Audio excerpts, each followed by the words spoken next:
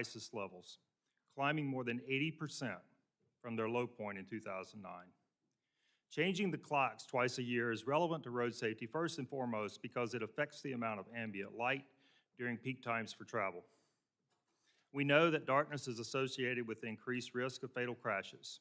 We do about a quarter of our travel at night, but nearly half of motor vehicle occupant deaths and 3/4 of pedestrian deaths occur in the dark. Obviously, adjusting the clock cannot increase the number of daylight hours, but can only shift how they align with work and school schedules. Since people travel at all times of day, and the risk created by darkness varies by road user type, the effects of these time changes on crashes are complex. The aim of our recent study was to examine the effect of changes in light conditions associated with the beginning and end of daylight saving time. We examined 10 years of fatality data for the 5 weeks before and after each time change and only considered crashes between 4 a.m. and 10 a.m. and between 3 p.m. and 9 p.m. Ambient light conditions were calculated using the sunrise and sunset times corresponding to the geographic coordinates of each crash.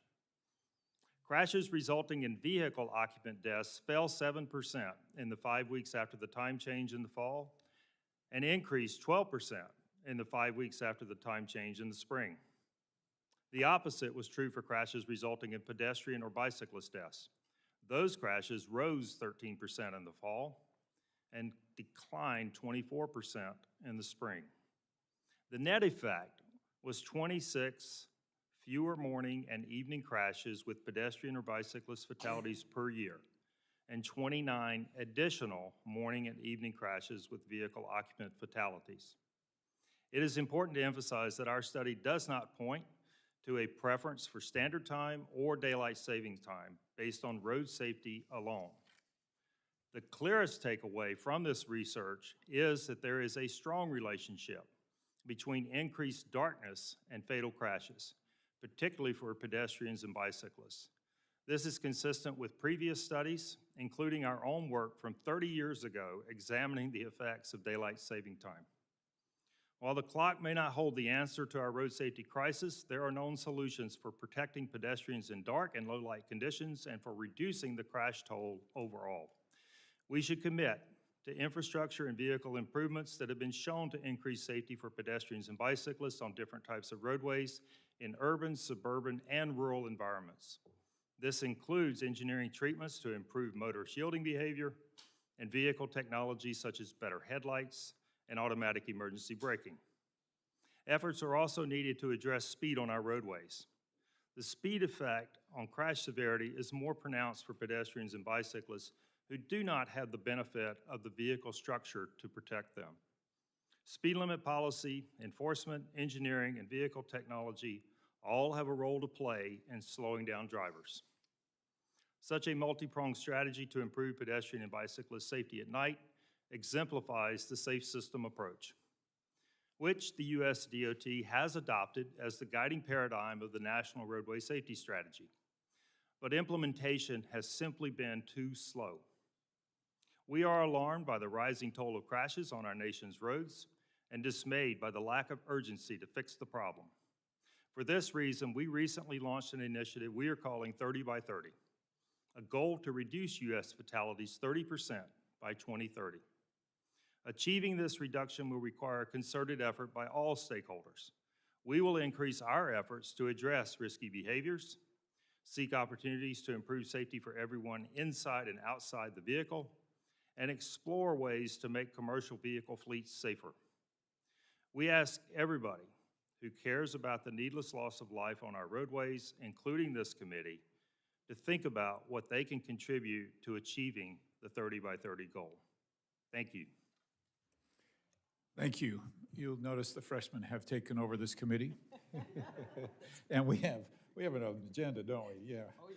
Listen, I'm pleased to be here. John Curtis from Utah. And thank you, panel, for this important topic. And I think it's fair to say that my constituents share the same frustration that's been articulated here by the back and forth.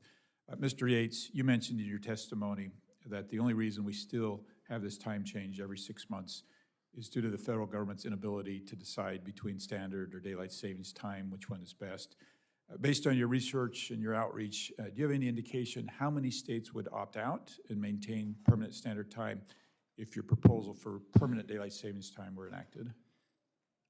Thank you, Senator, for the question. I don't have a specific answer. I can talk to you about some of the conversations that I've had with state legislators, including, I don't know if you know Dr. Raymond Ward in Utah. He was the sponsor of the bill there, and he thought, and he said all of his constituents told him that the state preferred, that everybody preferred to stay in permanent daylight time in Utah. Utah might be a case where standard time might be a good option, and that's why I think the 2-year implementation would actually be a great chance for everybody in Utah to look at what So let's talk about Utah. You are correct. They've actually passed legislation to stay on permanent daylight savings time. And I guess my question is, why shouldn't states have the right to make this decision? Don't they know best about what they want for their constituents? And why aren't we giving more accommodation to states, and particularly Utah, who has spoken so vocally about what they would like? I'm sorry, Senator, are you asking, is there a way that the states could opt out of? My point is, Yes. States know what's best for them. Right. Some states, like Utah, clearly have a preference, and some would go the other way. And I guess my question is, now let me tie that into the next question, is we could see a patchwork, which I suspect might be the answer to that. Now, Utah, by the way, we abut Arizona, and so my whole life we have watched Arizona mock us, right, as we all change our times. And somehow we've navigated that just fine, right, without any problem. And then I'd also bring up, like, technology is in a very, very different place than it was years ago, and our ability to adapt to this. So do you worry about a patchwork, or are we okay with that? Thank you for the question, Senator. I think that less complexity in the system is better. It's natural to think that there would be a patchwork if we allowed more states to opt into permanent standard time, but we have a patchwork now. What we would be creating is less of a patchwork because the lines might change a little bit. For instance, Indiana, for instance, may decide that it's better for the whole state of Indiana to be in Central Time with Chicago, which it abuts and which is 1,000 miles from Boston. And so it wouldn't create a patchwork, it would just create a change in where the line is. And so the first and most important thing is decreasing, eliminating the clock changing, which decreases complexity. And then once we've got that stability, it won't be a patchwork, it'll just be, we know what time it is in Indiana because all of Just the way we've accommodated it to with Arizona. Exactly. Right, and if we're honest, we, like you point, we already have these lines, and they do just fine. Exactly. With it. And so, just for the record, I'm a strong advocate to let my state do what they prefer to do, and feel like they know how to make those decisions best. I'm going to use just a little bit of time for actually a very interesting personal question, Dr. Johnson. Given all the effects that we've heard about, what's the likelihood that if somebody had a profession where they were moving across the country twice a week and changing time zones an hour or 2 hours or sometimes 3 hours, that they would be subject to those same problems? So, a lot of us can relate to jet lag.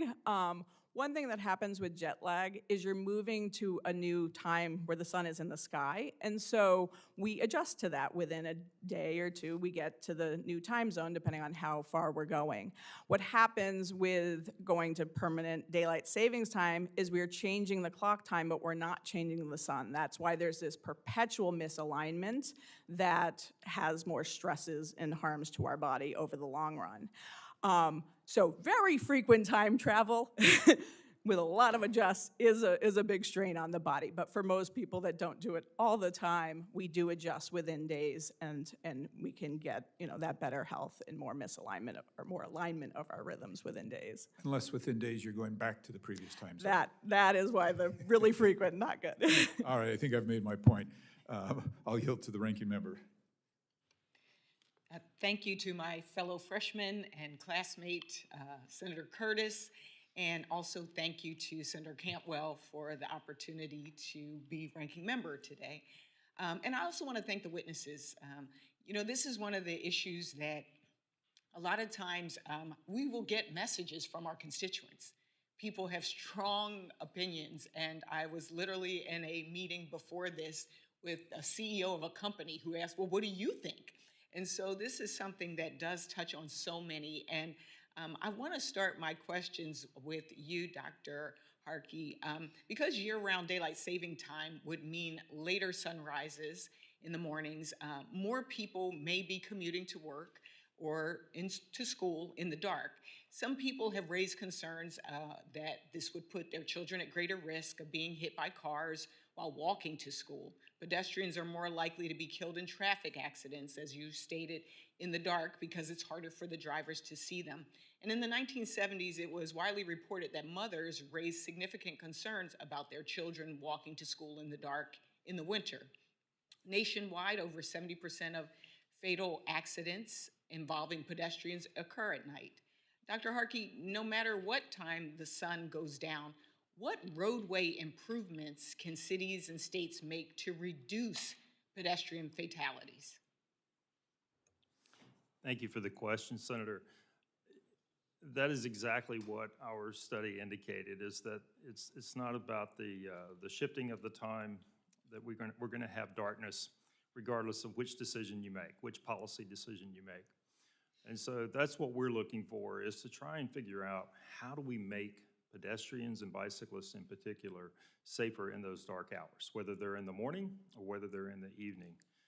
And for most municipalities and county agencies and state DOTs who are struggling to address this issue, there's two key things. One is space. We have to provide the appropriate space, sidewalks. In rural areas that can be separated paths or possibly paved shoulders even. Places for people to walk where they're not in the edge of the travel lane. We also have to take care to provide careful crossings.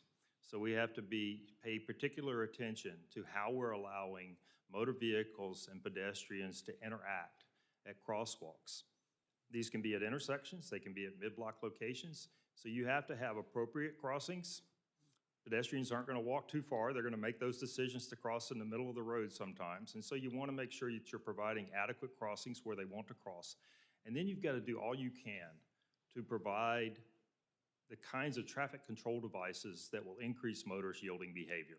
So this includes things like rapid flash beacons, which have been shown to increase motorist yielding behavior sixfold. You can build on that, adding simple things like lights that are triggered when a pedestrian hits the crosswalk area. It will light up that crosswalk. You can double the amount of motorist yielding behavior.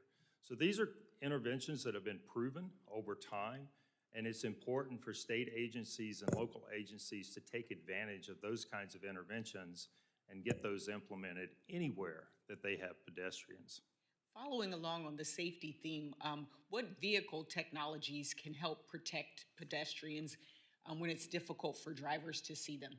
Yeah, and so this is another important aspect, and this was what builds on the safe system approach, right? Building that redundancy into the systems. You don't just rely on the infrastructure, you also build technology into vehicles that can help with this. Two big things that we've studied. One is better headlights. We're the only group in the world that tests headlights the way that we do on our track. And so we've seen improvements in headlights over the years that increase visibility and provide drivers with additional time. They can see that pedestrian further down the roadway. And so that's a big change, and we'll continue to push for that. The other is automatic emergency braking with pedestrian detection.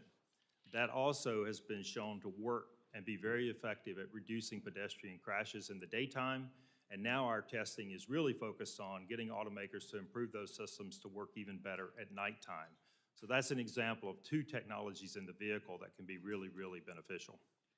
You know, one of the things that I've noticed is that our safety efforts are siloed.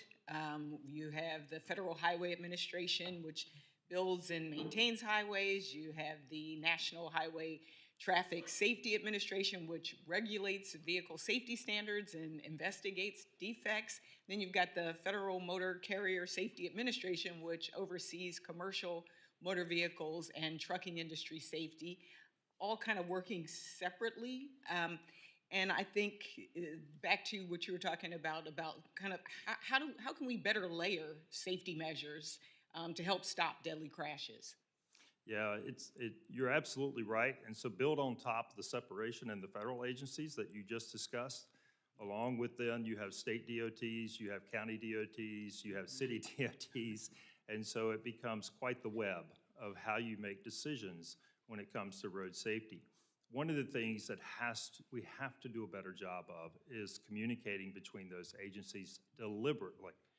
And so there is no single authority of the ones that you mentioned that has complete authority over every decision on our roadway system when it comes to safety. And so these agencies have to do a better job of communicating together deliberately, and not just at the executive level, but at the staff level.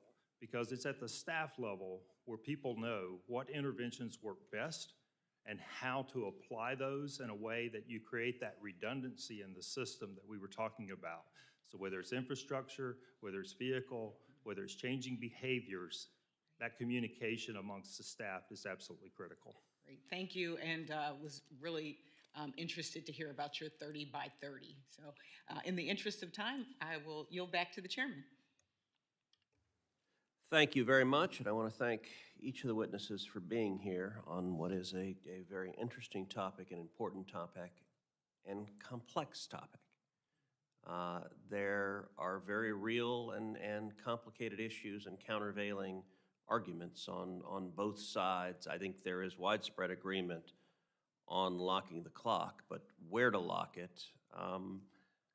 The reason we're holding these hearings is because these are real arguments, and they have real impacts on people. Let me start on the health side. Dr. Johnson, can you expand on the impact sleep deprivation has on our overall health, on our minds, our moods, and especially on young children for whom we know sleep is so vital? Thank you for asking about that. Yeah, sleep comes, has different aspects. So one is just how much we sleep, but it's the quality of sleep and then the timing of sleep. So any disturbance in that can affect our, how we do. So we know that kids, even if over a whole week they get enough sleep, if they don't get enough during the week and catch up on the weekend, they still don't do as well.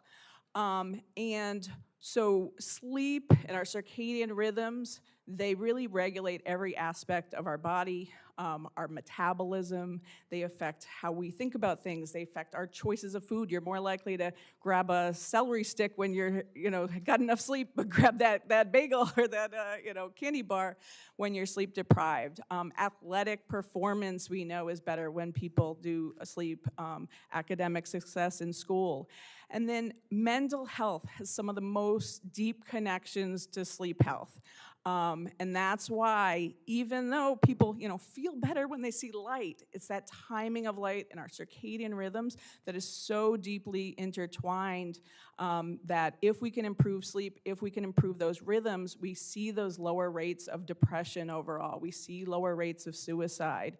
And that's what the data, there was just a new study that came out just last week showing 6% higher rates of depression when the sunrises are set later, when we lose that critical morning light. And this gets exponentially worse in the winter when you lose the light in the morning. So Texas and the southern states actually lose that morning light for a longer period because of the curve of the earth.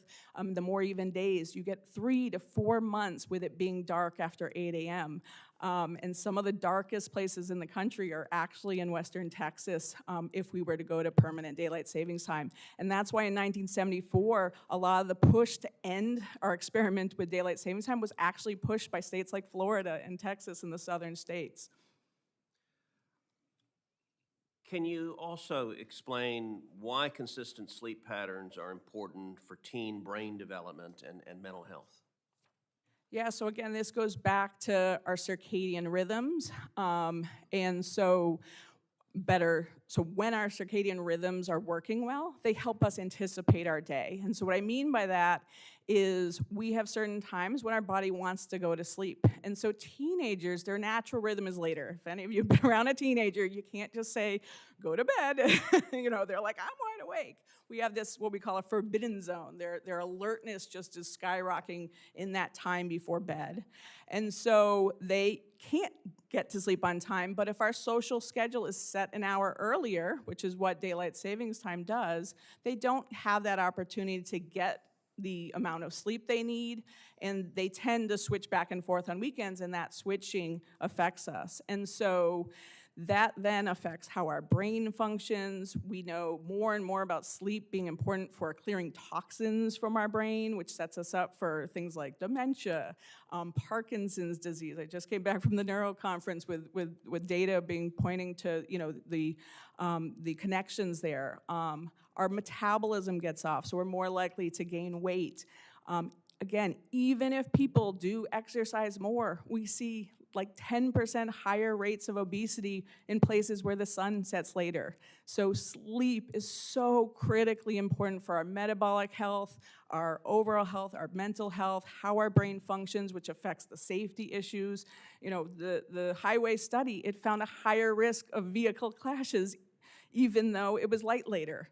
The effect of sleep is more powerful than almost anything else, and by aligning the sun, we can really help that. So let's talk a little bit about the idea of states' rights. And I've heard from groups on both sides of this issue that want either permanent standard time or permanent daylight savings time. Almost everyone agrees that changing the clock twice a year doesn't make sense. Mr. Yates, in your opening statement, you said that setting the clock is fundamentally a states' rights issue. Why do you think that decision should be left to the states? Thank you for the question, Senator. The main reason is geography, right? Like we live on this big round ball, and the sun is moving, and the difference in where each state is makes a big difference in how the sunrise and sunset time applies. And so to say that there is one solution that is exactly right for you know, Texas, and the exact same solution is right for Atlanta, for Georgia, is what I would posit overreach by the federal government. And I might even go back to the example that is often cited about when the time change happened in the 70s, and just to give a little context to why that was so, why that was such a failure. It's often cited that people didn't like it because there were children that were put at risk in the dark waiting for school. It turns out a lot of that is apocryphal. As we've heard, pedestrians are much safer with more light later in the day. But the thing that is interesting about that time change was, and this shows you how different politics was back in those days, that law was signed into law on December 15th, 1973, right in the middle of Watergate. You could say that maybe it was a distraction from other things that were going on, but it was enacted on December 15th, on a Saturday. It was it took place on January 6th, 1974, about 3 weeks later. So you can imagine the worst Monday of the year already is the one after the holiday break, where you have to go back to school and everything. To have an extra hour of sleep robbed away right before that, you can understand why it was so unpopular and why it was repealed 2 months after Nixon resigned office. So it clearly doesn't work for the federal government to come and say, this is a mandate of exactly what we should do for all of the country all at the same time, but it is the place of the Commerce Committee to say we need a well-regulated time system, and so it makes sense to get rid of the clock changing, and if we give 2 years to the states to be able to say, so that all of these arguments can be hashed out, and they're all valid arguments, but they can be hashed out in the geography of the place where it would actually apply, and they would have time to plan and figure out what is the appropriate time for school to start to take in this evidence from neurologists, and what is the best time for all of the businesses to operate. So maybe if we had more daylight, the Watergate break-in doesn't happen, and history would be different. Dr. Johnson, you seem to disagree with having states decide on how they should lock the clock. In your judgment, why do you think that would be the wrong approach? So time is a measure. So Congress has the control over setting measures. I think of my husband, he likes to make a joke. He's 6'6" in the morning and 6'5" in the afternoon. We don't change the length of a foot on his diurnal pattern of his height. Time is supposed to say, how the sun is moving through the sky. And so if we set it to a standard time of the sun being closer to overhead at noon, now that's something we can go by, but states then can decide how they want to set their social schedules. So instead of sort of tricking people into, you all have to get up early no matter what, let's have each state decide when they want their schools to start, when businesses want to start. But let's fix a measure of time that actually has a meaning where the sun is overhead, and then adjust, the social schedule around it. And that is definitely something the state should decide on. Thank you. Senator Lujan. Thank you, Mr. Chairman. Thank you all for being here today. Dr. Johnson, thank you for joining us today. I saw that the American Academy of Neurology sent the committee a letter encouraging us to consider that standard time, not daylight savings time, is the best to align with our body's natural clocks. Many people still sleep through the morning light or after the early sun rises. Does that mean that light is being wasted if they are not using it awake? So light helps us get up. Most people will wake up naturally after light. Now, some people, my teenagers, could easily sleep until noon, and that makes them actually more likely shift their schedules even later. So when you miss morning light, which is needed to reset your rhythm, or if you get too much light in the evenings, you drift later and have even more trouble getting up in the morning. And so that's why if we actually set it so the sun is rising earlier in the morning, more people will actually naturally, because their circadian rhythms start saying get up on time rather than get up so late, will be able to be ready for the day, be able to have their circadian rhythms help their health, help their metabolism, which is going to be good for heart disease, stroke risk, dementia risk, all these other sort of chronic health problems. I appreciate that. To all the panelists, what does this mean for New Mexico? For our farmers, school children, and teenagers, the elderly, workers in tourism and recreation? What would permanent daylight standard time mean for these communities? One or the other, I apologize, not or. Mr. Yates? Senator, thank you for the question. New Mexico is another real leader in early movements to try to lock the clock. State Senator Cliff Pirtle worked on this. I worked with him closely for a long time. The effects on everybody in New Mexico of the clock changing is the same, which is it's very disruptive. It's not disruptive equally for everybody, but for a lot of people it is. A lot of, all the things that we've cited, all the different health studies show that. The thing that I've been advocating today about the 2-year implementation period would be especially helpful for New Mexico because you have a tricky little trade region where you abut West Texas, which is in the Mountain Time Zone, and part of Mexico. And so there's a region where interstate commerce is directly affected. And so all of Mexico recently decided to lock the clock, except for the part that is attached to West Texas and New Mexico. And so these issues of commerce are complicated and do take a little while to work out. So that's the one thing I would say is that that sort of thing should be addressed carefully. Mr. Kern? I would say that the golf courses in New Mexico, which enjoy mostly afternoon and evening light, all the great hiking that goes on in New Mexico, the rock climbing, the hot air ballooning, all of that would be seriously curbed if daylight saving time was removed. And that would be, I think, a detriment to the New Mexico economy and people's time and ability to get outside and enjoy what you have. You're suggesting that people hike and golf in the morning? No, they do all that in the afternoon, and if standard time was made permanent, they would feel forced to do it in the morning, but they have to go to school, they have to go to work, and I don't think they would be able to make that shift. Appreciate that. Dr. Johnson? Yeah, I would say, if anything, you have a neighboring state, Arizona, that does very well on standard time and has shown that the golf industry can thrive. If anything, a lot of people say, and one of the reasons Arizona says they stayed on standard time is because it gets too hot later. So a lot of people do like to do exercise later, and that often is actually a better time for our health to get our exercise in. So if we can get people up so that they can be more active in the morning and get this exercise and enjoy all the wonderful things like hiking, which I know when I've gone to places like New Mexico, I do in the morning. I think that we can still have all these activities on either time, but I think standard time is the healthier choice. Dr. Harkin? So our work was looking at fatality data nationally rather than by individual states, in part due to sample size. But if the patterns hold in New Mexico, just like they have in our research across the country, then we're going to see an offset between the number of motor vehicle occupant deaths that have risen slightly during the time change periods and pedestrian and bicyclist deaths that have decreased slightly during that same time period. And so the net effect is one of really no change when we look at road safety data alone. And so if you're trying to make this decision on the basis of just road safety, I don't think the results of our study are going to point you in one direction or the other.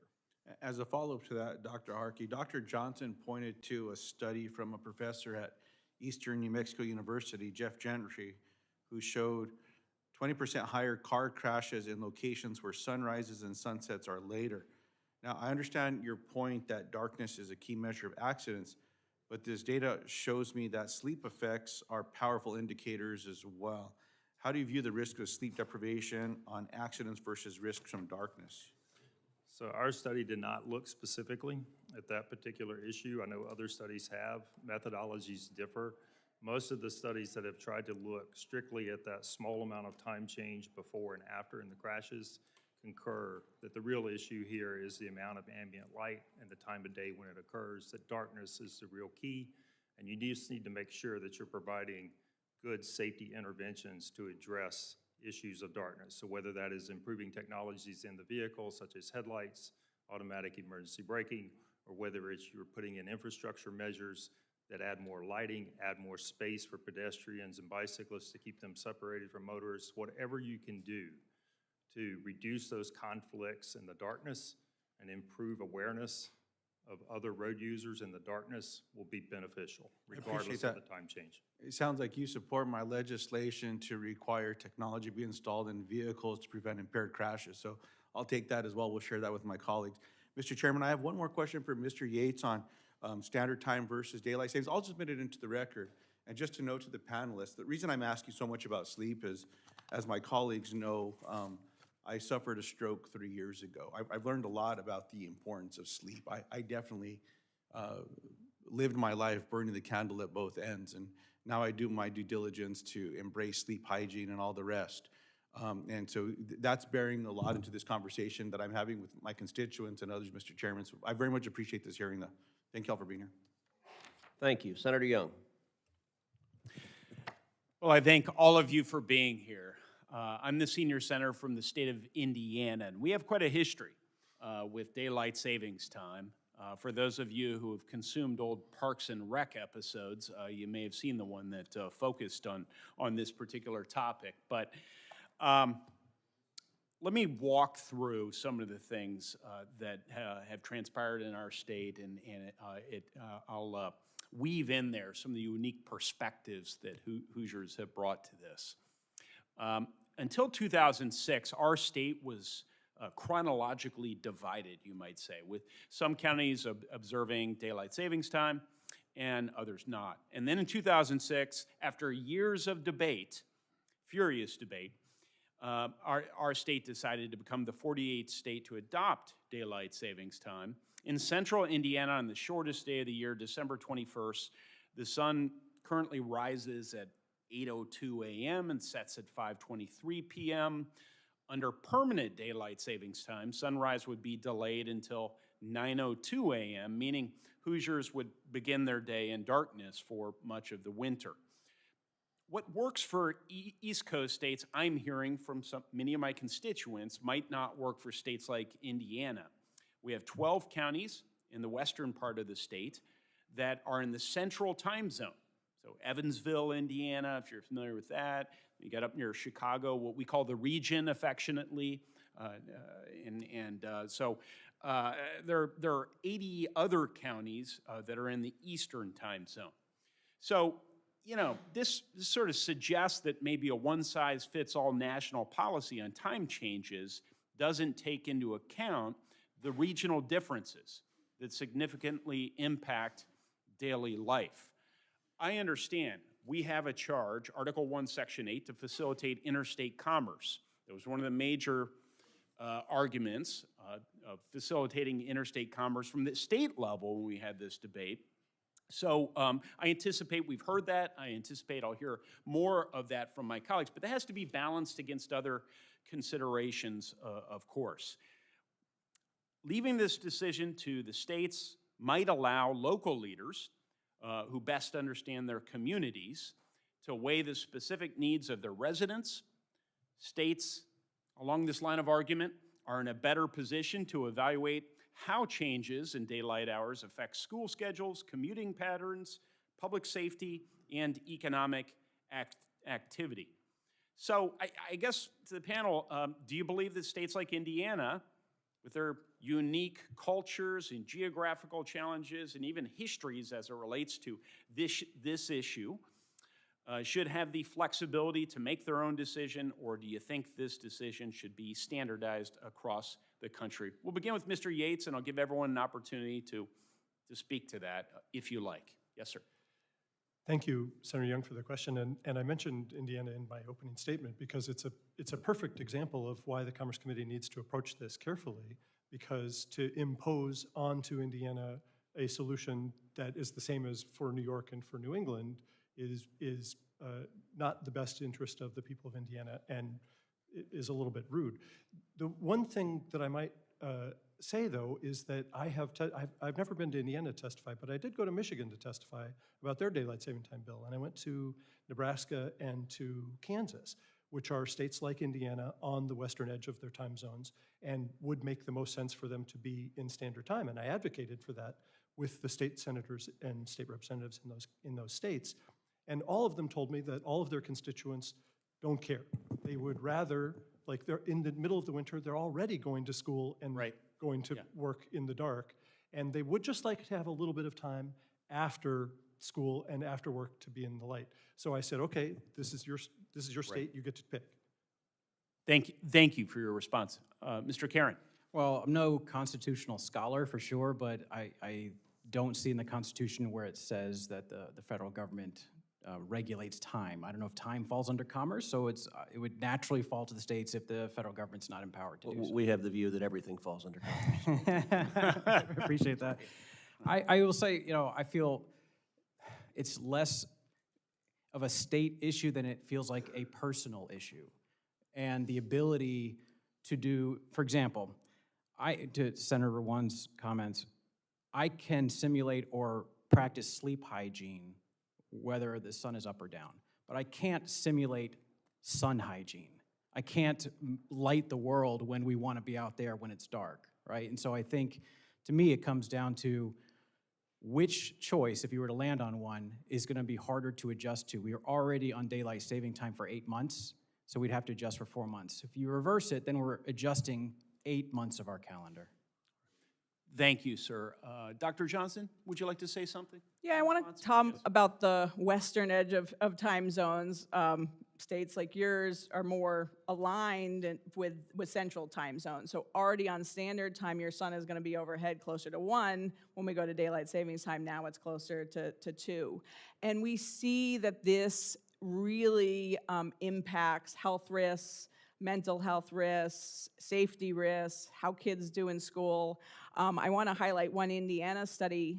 When you guys ended going the parts of the state that were on standard time. Wait, you're coming with a study, you're citing a study? Are we allowed to do that in this? Is that consistent with the rules, Chairman Cruz? I'm kidding, of course.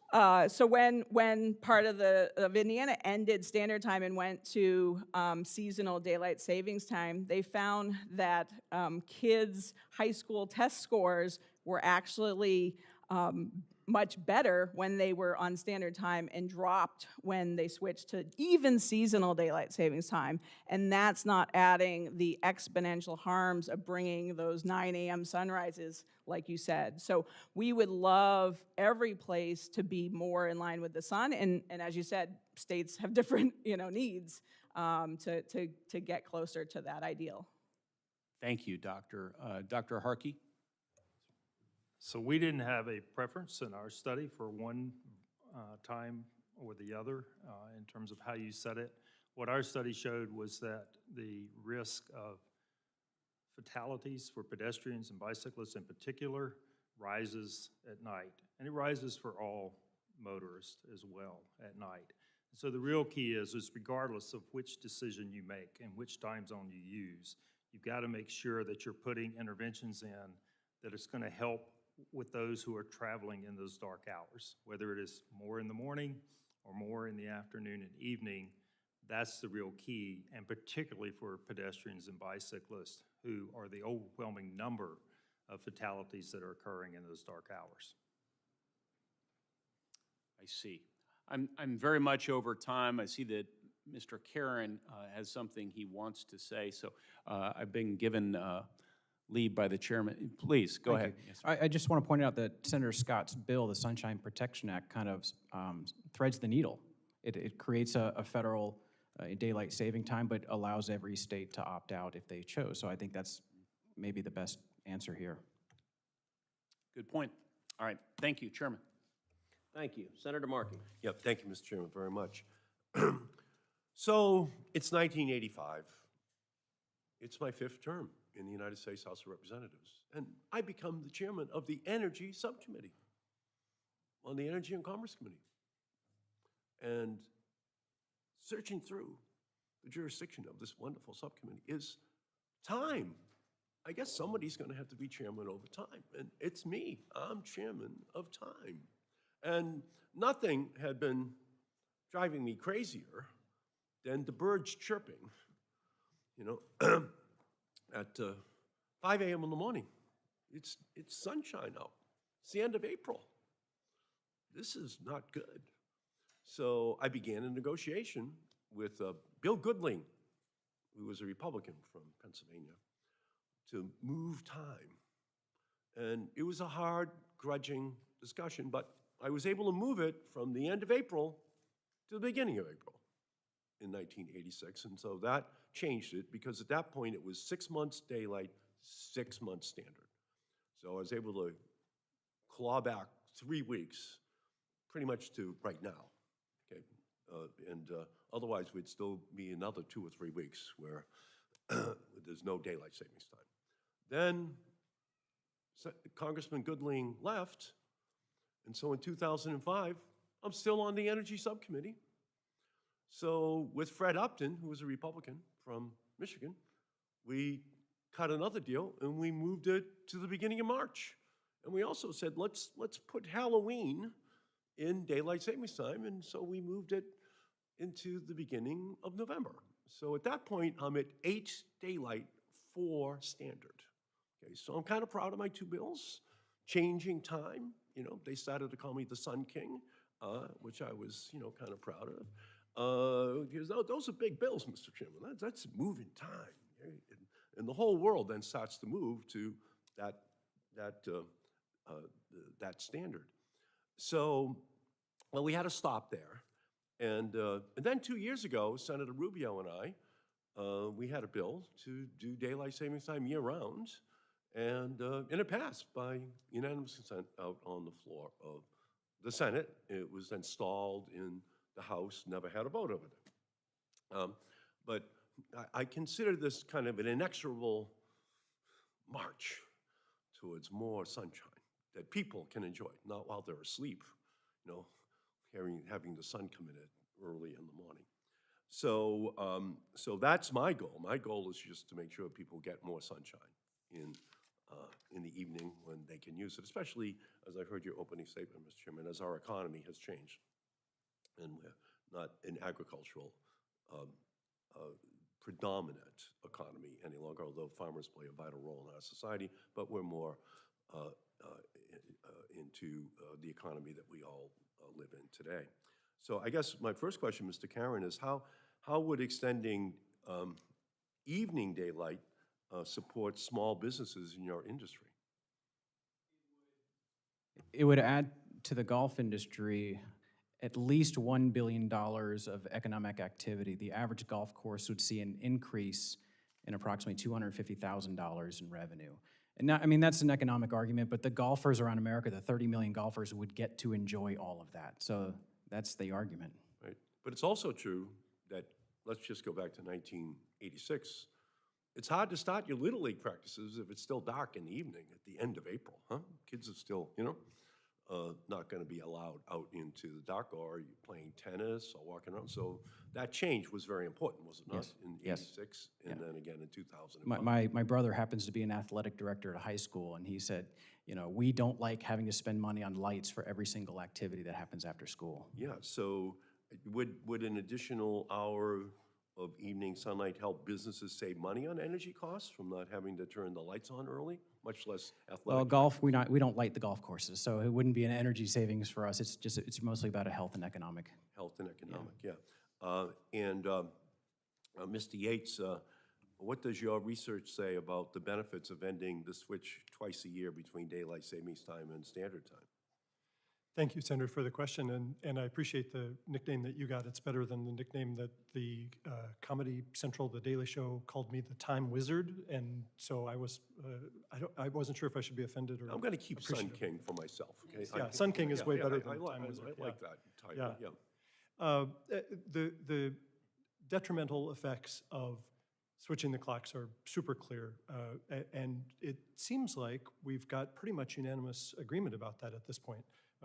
And what's delightful about it, from my perspective, is to hear you tell these stories, because you clearly have been a pioneer on this for a long time.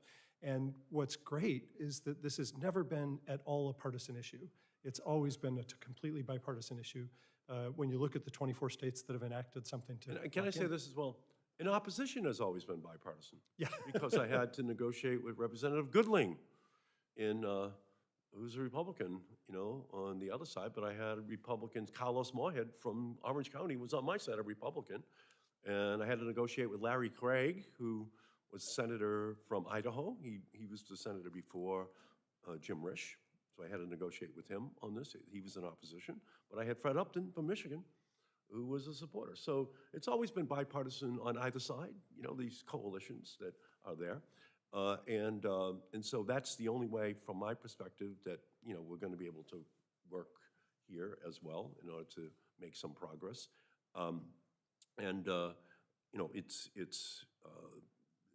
We just have to make daylight savings time permanent, in my opinion, one way or the other, or at least get more. We need more sunshine, And the reason, Mr. Chairman, it's from my perspective, when the sun's out, it just increases the likelihood that the corners of people's mouths are going to be turned upwards. They're going to be happier when the sun's out. They're going to be feeling good. That's why so many people move to Texas, by the way, Florida. It's not the politics, it's the sun they're chasing, right? So this is, from my perspective, a universal feeling, right? That when that sun's out and they can go out and enjoy it in the evening, it just makes all the difference in the world to them. And so we have to find a way here of resolving these issues to be able to deal with it. And I know there's disagreements on it, including I know Karen Johnson's here from Massachusetts, and she's on the other side of the issue, which I respect. So it's just a big conversation that I hope we can resolve, because I just think it's for the benefit of people's happiness, just to have that sunshine available. They can do a lot more in the sunshine in the evening than they can do early in the morning. And I thank you, Mr. Chairman, for the opportunity to be here. Thank you, Your Majesty. And I will say, I did not know that my friend from Massachusetts had acquired the nickname the Sun King, which the previous Sun King, of course, was King Louis XIV in France, whose best-known statement was "L'État c'est moi," I am the state, which may explain the differences between Senator Markey and myself on the size of government. Well, I think I think President Trump is quoting King Louis very favorably. That's a fair point, since he did in fact tweet out Louis. Le roi, c'est moi. I think I saw, I didn't know he knew French, but I think he, in fact, did, in fact, quote favorably. Not even, as you are, you're doing it with a very high risible coefficient. Okay? You're doing it jokingly. I think he was serious. Although, I will say this, I think you gave the president good advice 2 days ago, acting, we'll call it more like King Louis. Well, I will note, as you know, I lived 3 years in Massachusetts, and I remember my 3rd year of law school, where it snowed in the month of May, which I thought was positively immoral. And as you noted, the sun is a very good recruiter for the great state of Texas. I'm fond of saying you can't shovel sunshine, and that is a beautiful thing. I'll give you some news that the winters in Boston are now 6 degrees warmer than they were in 1970 because of climate change. So our ponds don't even freeze over in the winter anymore, much less snowing in May. So maybe kids from Texas going to law school up in Boston now enjoy May a lot more than they used to. All right, so I'm going to ask a couple more questions, and then we're going to wrap up the hearing. Mr. Karen, give us your best argument why recreational daylight is so important to your members. My members deliver joy for a living, and they happen to run businesses making that happen. So to them, if they saw more people in the afternoons and the evenings enjoying the outdoors with each other, it's why they get out of bed. It's why they do this. So they'll have better lives as business owners. They'll be able to pay the bills a little bit better and reinvest in their businesses if they had a little bit of a boost more in the afternoons and evenings. That was helpful, although I will say on the delivering joy, I couldn't help but think of I think the best comedy riff ever done, which is Robin Williams' I've on seen golf, which I will note is profane but screamingly funny, and he points out that golf was invented by the Scots and how infuriating it can be at time. And he said, I know, we'll call it a stroke, because when you miss, you want to have a stroke. Very good. All right, Dr. Johnson.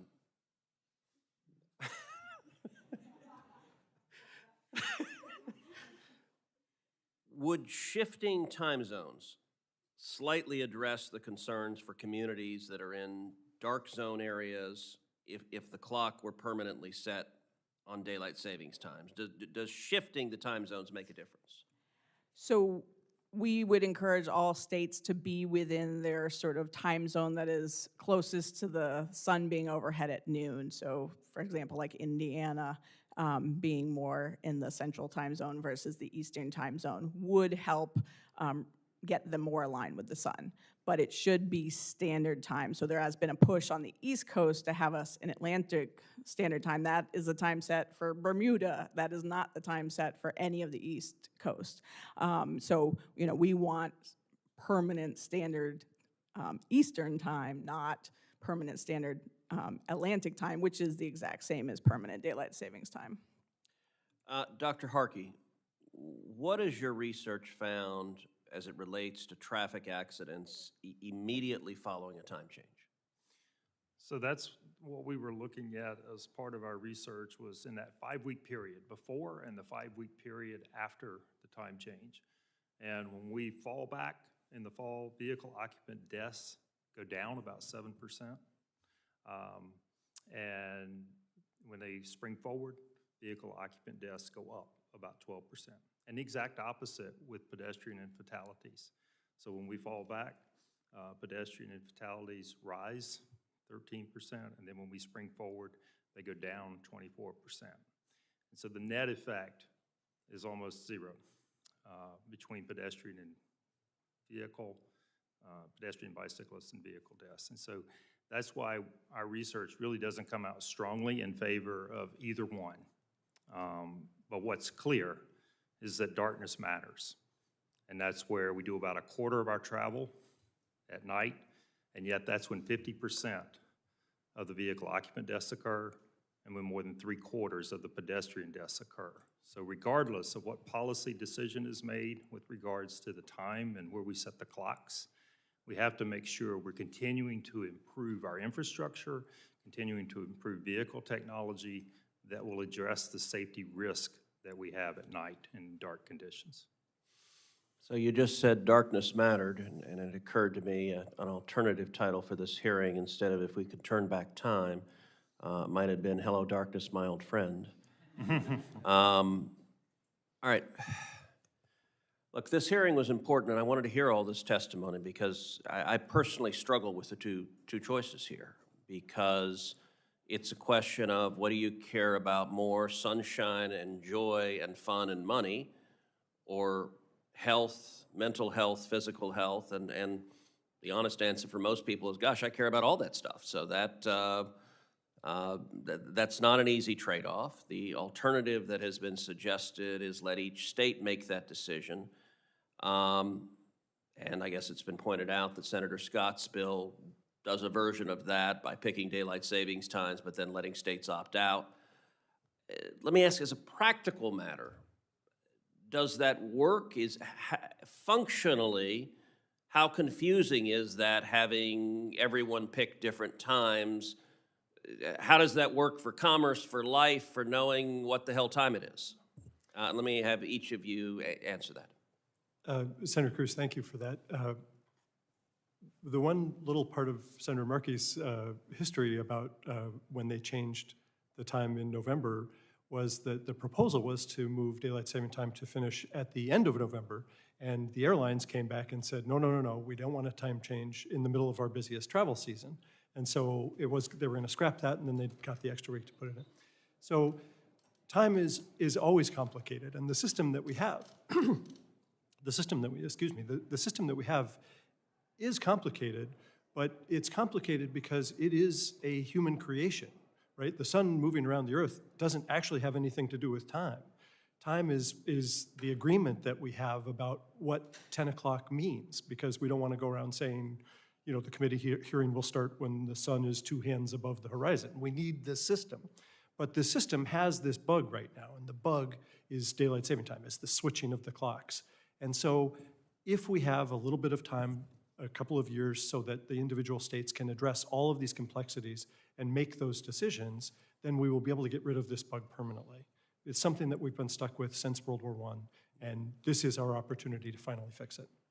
Mr. Karen? I'm not going to say that government solutions cause more confusion, but you can imagine in this scenario that Florida is on daylight saving time, Georgia right above it's on standard, South Carolina is on daylight, et cetera, in the same spot because maybe special interests of all kinds made that happen. So I already have problems remembering which state is in which time zone as it is right now, sometimes the border states. To add to that, oh, they're in central and they're on standard. Oh, what time is it there exactly? So I can see where this causes more confusion. Wish I had a better answer for you on that one, but could we adjust and figure that out quickly? I don't know. I see it as problematic, but it may be the only way to thread the needle. Dr. Johnson? Yeah, I think, the economy, the transportation industry certainly needs consistency and alignment. So we want to make this change once. We don't want to pick something that's tried and been failed twice before, such that we spend lots of money fixing it again in a few years. You mentioned the economy, which again, is so important. And the majority of our workers start work early. The average work start time is 7:55 in the morning. So we'd be forcing people all winter to go to work in the dark, really affecting their productivity and economics. And so while, certain businesses are gonna have different, benefits of the sun, I actually do want to give sun to people when they use it to get up, when they use it to be healthy, when they use it to be more productive and efficient at work, and to improve the overall economy, not just niche businesses like the golf industry that have shown they can be very successful in standard time, like in Arizona. Dr. Harkey? Strictly speaking, from a road safety perspective, I'm not sure it would make any difference if states had the right to select the time, because it's about the amount of light, the amount of ambient light during the times of travel. And so I don't think it would have an impact. Personally, it would probably confuse me, but that's, we had that problem. I will give you a quick anecdote. Almost 40 years ago, we were collecting speed data in New Mexico and Arizona as part of a research study. Had no idea at that time, being right out of school, hadn't really paid attention, that Arizona did not bother to go to daylight savings times. That all of our equipment was an hour off when we went to pick up all the speed data, and we had to adjust it after the fact. And so I think you would have those kinds of things, right, that could work their way into the system, unintentional mistakes, if we were to get into a system where we had a lot of different time zones going on. Well, I for one, am thankful for these magic devices that we carry, that when I land on a plane, I look down to figure out what time it is, because I'm on a lot of planes and it changes. I want to thank each of the four of you. This has been very helpful testimony, and you all have different perspectives, so each of you has added significantly to it. Senators will have until the close of business on Thursday, April 17th, to submit questions for the record. The witnesses will have until the end of the day on Thursday, May 1st, to respond to those questions. And this concludes today's hearing. The committee stands adjourned.